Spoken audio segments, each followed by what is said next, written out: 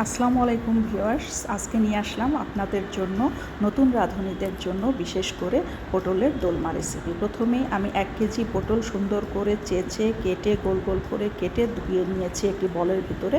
এখন দিয়ে দিয়েছি 1 চামচ হলুদের গুঁড়া, তারপরে দিয়ে দিচ্ছি জিরে এবং ধনে বাটা একসাথে করে রেখেছিলাম, সেটা 2 চামচের মতো দিয়ে দিচ্ছি এই পটলের ভেতরে। তারপরে দিয়ে দিব 2 চামচ মরিচ বাটা।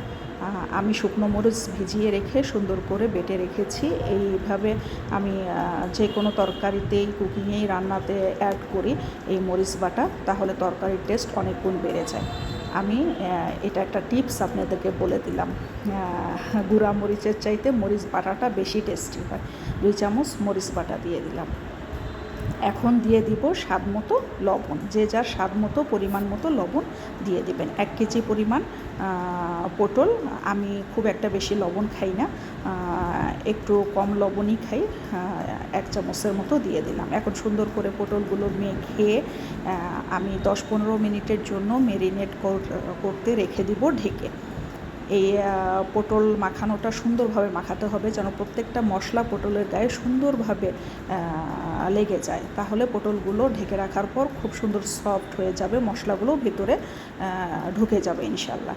এরপর ফিরে আসতেছি পটল ভাজার জন্য। এই যে আমি কড়াইয়ে তেল চাপিয়ে দিয়েছিলাম, সেখানে পটলগুলো 1 খোলা দিয়ে ঢেকে দিয়েছি। এখন উল্টে পাল্টে তেলের ভিতরে সুন্দর করে ভেজে নেব। পাশে পেঁয়াজ কেটে রেখেছি। এই ফাঁকে বলে নিচ্ছি, নতুন রাঁধুনিরা আসলে যারা একদমই রান্নাবাটির গাহারের কাছেও কখনো আসেননি, পারেন না, এখন রান্না শিখতে যাচ্ছেন, তাদের জন্য আমার এই ছোটো ছোটো রান্নাগুলো এবং রান্নার টিপসগুলো আমি দিচ্ছি। এভাবে করলে ইনশাল্লাহ তারা অবশ্যই পারবেন এবং রান্নাটাও তাদের খুব সুন্দর হবে, সবাই প্রশংসা করবে। আমার এই ইউটিউব চ্যানেলের এই রান্নাগুলো নতুন রাঁধুনিদের জন্য সবার যদি খুব ভালো লেগে থাকে, প্লিজ চ্যানেলটি সাবস্ক্রাইব করে দিবেন, চ্যানেলটি একটা লাইক দিয়ে দিবেন। আপনাদের একটা লাইক আমার জন্য মহামূল্যবান, এবং শেয়ার করে দিবেন। এই দেখেন পটলগুলো সুন্দর ব্রাউন কালার করে আমি ভেজে নিয়েছি। এভাবে প্রত্যেকটা পটল আমি ভেজে তুলে রাখবো এক সাইডে। প্রত্যেকটা পটলই আমি ঢেকে ঢেকে সুন্দর করে ভেজে নিয়েছি। ঢেকে ভাজার কারণটা হচ্ছে, এটাও একটা টিপস, খুব তাড়াতাড়ি কুকিং হয়ে যায় এবং সেদ্ধ হয়ে যায়। প্রত্যেকটা তরকারি ঢেকে রান্না করলে বিদ্যুৎ খরচ, জ্বালানি খরচ কম হয়। গ্যাসে রান্নালেও যদি আপনি ঢেকে ঢেকে রান্না করেন, খুব তাড়াতাড়ি রান্না হয়ে যাবে, প্রত্যেকটা জিনিস খুব তাড়াতাড়ি সেদ্ধ হয়ে যাবে। এটা একটা টিপস, এটাও জেনে রাখুন। এই তো আমার সবগুলো পটল দেখেন কি সুন্দর ভাজা হয়ে গেছে, আলহামদুলিল্লাহ। এখন আমি এই যে ভেজে রাখার পরে যে পটলের মশলাটা ছিল, সেখানে পেঁয়াজ আর কাঁচামরিচ কুচি দিয়ে দিলাম, দিয়ে মশলাটার ভিতরে সুন্দর করে আমি মাখিয়ে দিব এই পেঁয়াজ আর কাঁচামরিচটুকু। আর কোনো মশলা অ্যাড করতে হবে না। এই দেখেন কি সুন্দর পটলগুলো একদম সেদ্ধ হয়ে গেছে ভেতর থেকে, আমি চেক করে দেখেছি, আলহামদুলিল্লাহ। আমি এই ফাঁকে পেঁয়াজগুলো সেই পটল তুলে রাখার পরে যে তেলটুকু ছিল সেটার ভিতরে দিয়ে পেঁয়াজগুলো সুন্দর করে ভেজে নেব।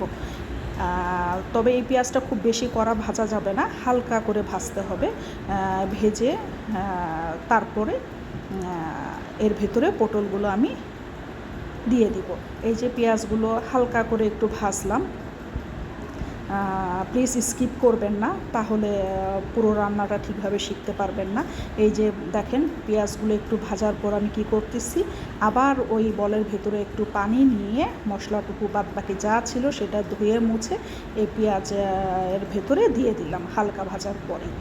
এতে হবে কি, পেঁয়াজটা খুব সুন্দর সফট হয়ে যাবে, মরিচের ঝালগুলো খুব সুন্দরভাবে বের হয়ে আসবে, লবণটাও ঠিক মতো পুরোটা অ্যাডজাস্ট হয়ে যাবে।